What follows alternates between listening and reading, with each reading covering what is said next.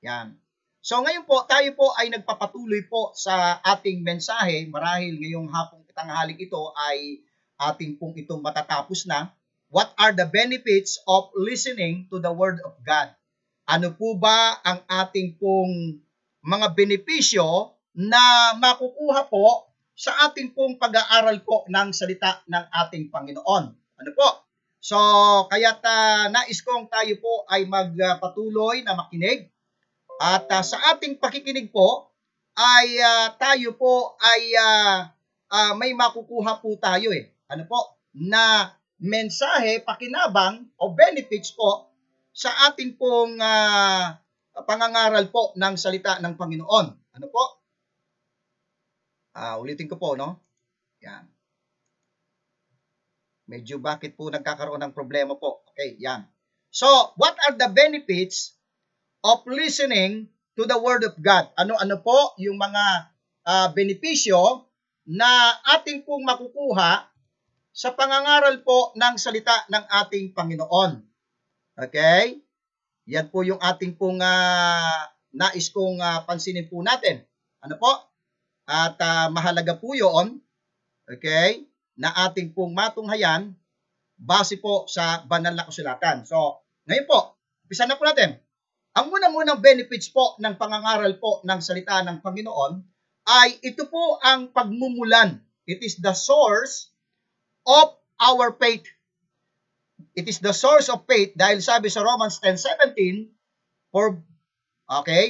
hearing by the word of God, for faith cometh by hearing, and hearing by the word of God. So sa pamamagitan po ng salita ng Panginoon, sa pamamagitan po ng pakikinig ng salita ng Panginoon, ay doon po dumarating. Doon po nade-develop, doon po nagkakaroon ng pananampalataya ang isang tao. Pangalawa, it is the source of salvation. Kung saan ang isang tao, kailanman po, sabi po dito sa mga talata po na ating pong tatalakayin,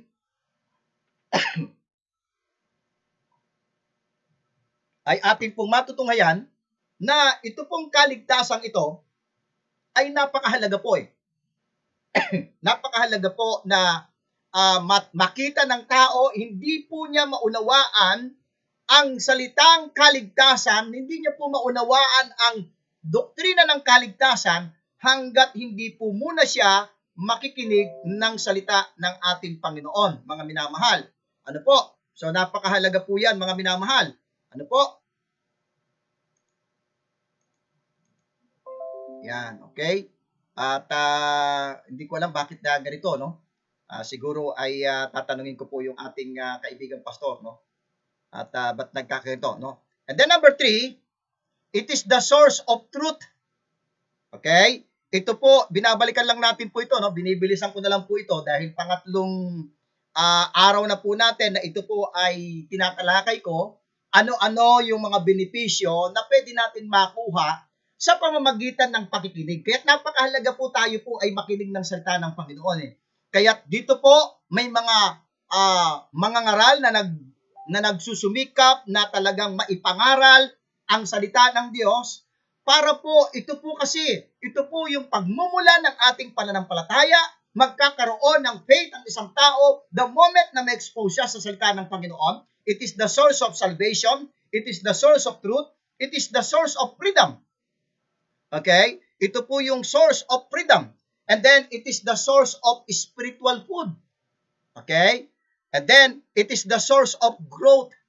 Kailanman ang isang Kristiyano ay hindi po lalago, hindi po siya magtutumibay, hindi po siya maglalakas, okay? O lalago sa kanyang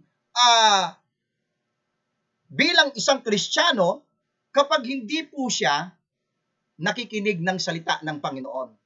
So, mahalaga po talaga sabi sa 1 Peter chapter 2 verse number 2, desire as newborn babes, desire the sincere milk of the word that ye may grow thereby.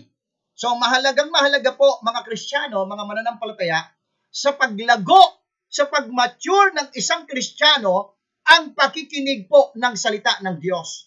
And thank God, dito po sa ating makabagong panahon ngayon, ay napakadali na lang pong access po natin. Everyday may mga nagbo-broadcast at i-take po natin, i-grab po natin yon, yung mga oportunidad na yon, na tayo po ay mag-aral ng salita ng Panginoon. Dahil sa patuloy na pakikinig natin ng salita ng Diyos, lalago ka po, magtutumibay ka, magmamature ka. Okay? Ito po yung source ng ating growth. Ano po? And then number 7, it is the source of victory over temptation. Binibilisan ko na lang po, no? Para matapos po natin ito. It is the source of purity. Mga minamahal, ito po ay pinagmumulan kung saan ang isang tao po, ang isang mananampalataya, ay mabubuhay ng may kabanalan, mga minamahal. And then, okay, ano pa po? Number 9, it is the source of guidance. Ito po yung na-discuss po natin kahapon. Kung hindi po ako nagkakamali, ano po? Ito po yung mga nabanggit po natin. And then number 10, it is the source of comfort. Alam po ninyo, mga minamahal, sa panahon ngayon ng pandemic, ang tao po ay talagang marami po tayong kinakatakutan eh. Ang mabuhay sa mundong ito ay hindi po papaganda. Okay? Hindi po. Mali po yung perception ng mundong ito na ang ni-expect nila. They're striving na itong mundong ito ay maging better world. Hindi po. Ang mundong ito ay pasama ng pasama.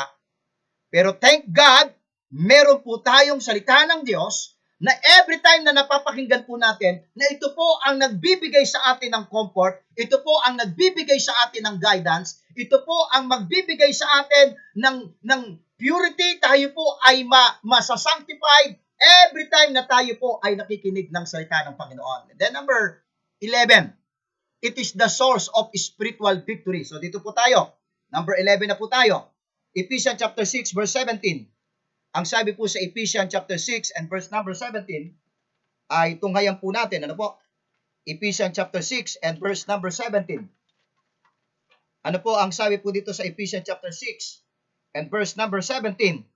It says here, above all, taking the shield of faith, wherewith ye shall be able to quench all the fiery darts of the wicked, verse 17, and take the helmet of salvation and the sword of the Spirit, which is the Word of God. Alam po ninyo, sa buhay po natin pong ito, ang buhay po natin ay nilarawan po sa pakikipagdigmaan.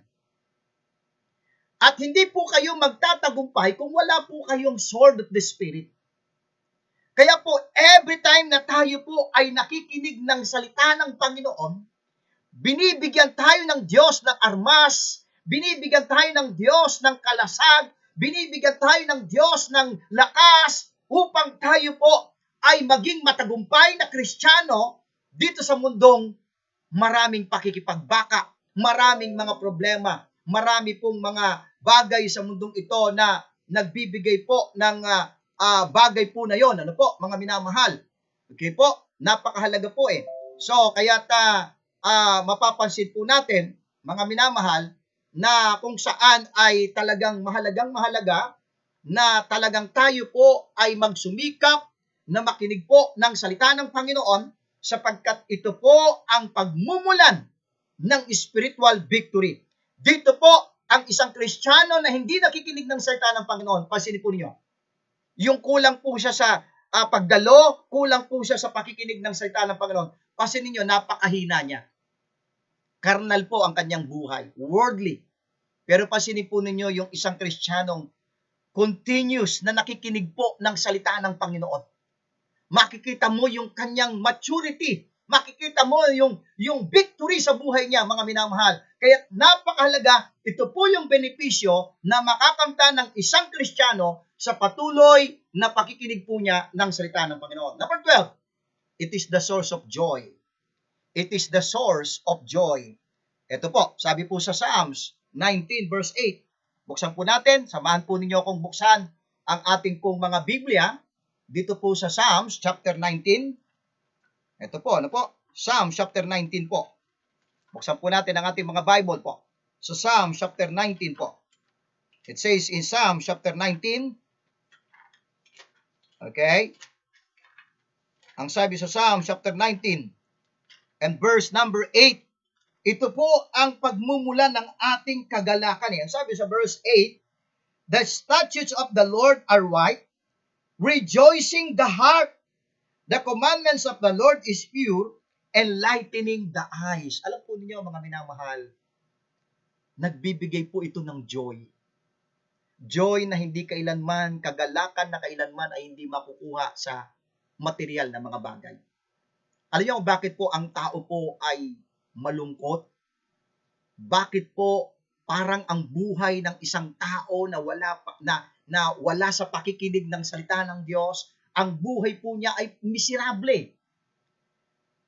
Pero kapag ang isang Kristiyano po ay patuloy na nakikinig ng salita ng Panginoon, tinan po niyo sa Psalms 119. Psalms 119 verse 111 po. Ito po ang sabi po sa Psalms 119 and verse 111 po. Ito po, babasahin ko po. Thy testimonies have I taken as an heritage forever. Nais kong pasinin po ninyo. For they are the rejoicing of the heart. Alam po ninyo, kapag ka po ikaw ay nakikinig ng salita ng Panginoon, at ang salita ng Panginoon ang nagbibigay sa iyo ng liwanag, nagkakaroon ka ng understanding, at nakikita mo yung future mo, nakikita mo yung pagtulong ng Panginoon, nakikita mo yung guidance ng Panginoon, nakikita mo kung ano yung lakas na ibinibigay ng Panginoon sa iyo. Ito yung pagmumulan ng iyong kagalakan.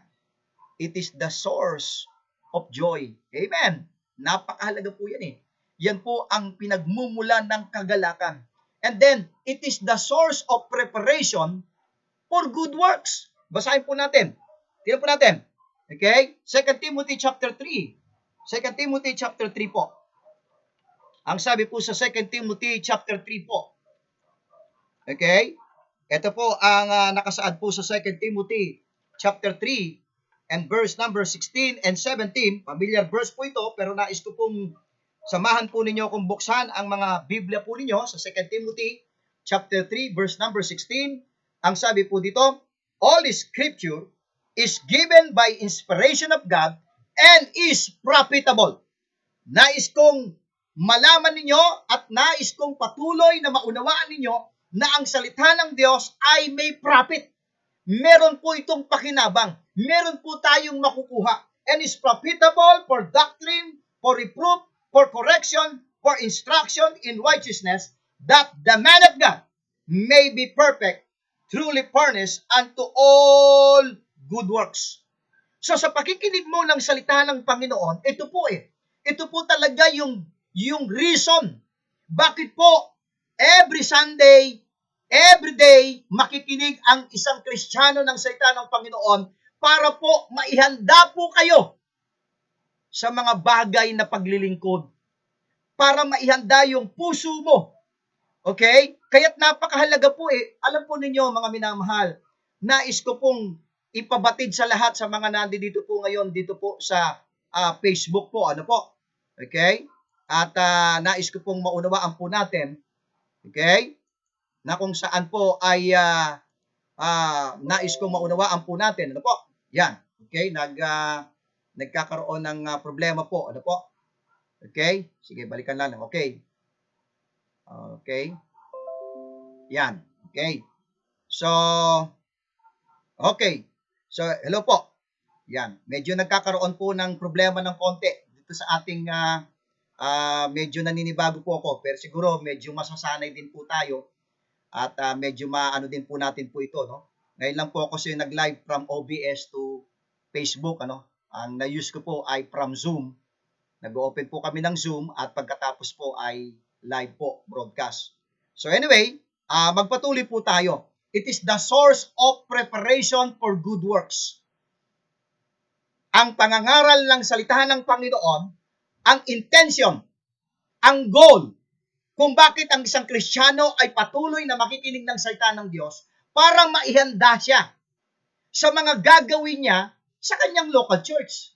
Kaya paulit-ulit ko pong sasabihin dito sa broadcast na to, na itong mga pangangaral na papakinggan po ninyo dito sa Facebook, ay ihanda po kayo para inyong ma-apply sa inyong mga local churches at doon sa local churches na kung saan kayo ay member, ay maging kagamit-gamit kayo. At yun po ang resulta dapat. Mga minamahal, yun po dapat ang magiging napakalaking benepisyo sa isang mananampalataya na nakikinig ng salita ng Diyos. It is the source of preparation for good works.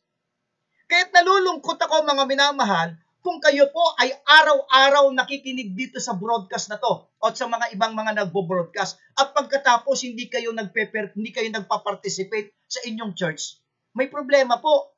Kasi ang pakikinig ng salita ng Diyos, ipine-prepared ka, inihahanda ka ng Diyos, ang puso mo, ang spirituality mo, para ikaw ay maging kagamit-gamit para sa kanyang gawain sa local church kung saan po kayo nakabilang. So it is the source, mga minamahal, it is the source of preparation for good works. And then number 14, it is the source of warning. 1 Corinthians chapter 10. 1 Corinthians chapter 10. Nais ko pong pansinin po niyo, 1 Corinthians chapter 10 and verse number 11. 1 Corinthians chapter 10 and verse number 11. Ano po ang nakasaad po dito? Sa 1 Corinthians chapter 10 verse number 11, ang sabi po dito, now all these things happen unto them for ensamples, and they are, ang sabi po diyan, and they are written for our admonition, upon whom the ends of the world are come. Alam po ba ninyo na sa pakikinig po ng salita ng Panginoon, ito po ang nagbibigay po sa atin ng babala. Kaya, isa po sa mga benefits po ng pangangaral ng salita ng Panginoon at ikaw ay nakikinig, nabibigyan ka ng warning. Dahil, alam po ninyo mga minamahal, dito sa mundong ito, marami pong mga pagkakataon na nagkakamali tayo sa ating mga pasya, sa ating mga desisyon. Nagkakamali tayo sa ating mga hakbangin sa buhay, sa mga plano natin, sa mga ginagawa natin. Kaya napakahalaga sa tuwi-tuwi na talagang dapat makinig ng salita ng Panginoon ang isang Kristiyano, nang sa ganon, nabibigyan siya ng wisdom ng Panginoon, nabibigyan siya ng warning doon sa mga bagay, kasi alam po ninyo, mayroong kasabihan ang pagsisisi daw ay nasa huli. Kasi hindi natin na-detect, hindi natin na-discern na yung palang gagawin natin ay mali pala, ikapagsisisi natin.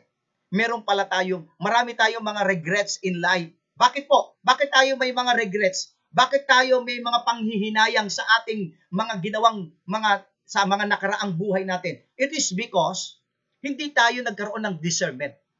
Walang nagbigay sa atin ng warning.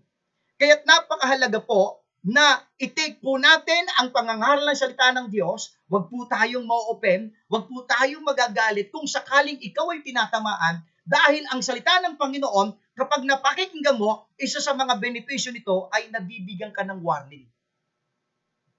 Amen? It is the source of warning. Okay? Yan po yung mga benefits, na ating pong makukuha sa pakikinig po ng salita ng Panginoon. Kaya't ako'y naniniwala na talagang totoo po na meron pong mga benepisyo po ang salita ng ating Panginoon. Mga minamahal, meron po siyang benepisyo, mga minamahal.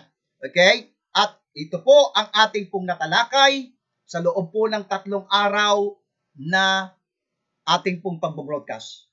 Mga benepisyo po. Mga minamahal, naniniwala ko na everyday sa pakikinig mo ng salita ng Panginoon, merong itong benepisyo. Makakatulong po sa inyo po ito, ang pakikinig ng salita ng Panginoon.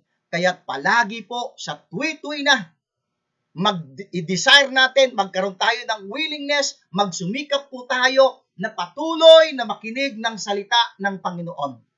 At sa pakikinig po natin ng salita ng Panginoon, mga minamahal, ito po sana ay maghatid sa atin doon po sa bagay na kung saan yung mga napapakinggan natin ay mai-apply natin sa gawain ng Panginoon doon sa local church na tayo po ay nakabilang.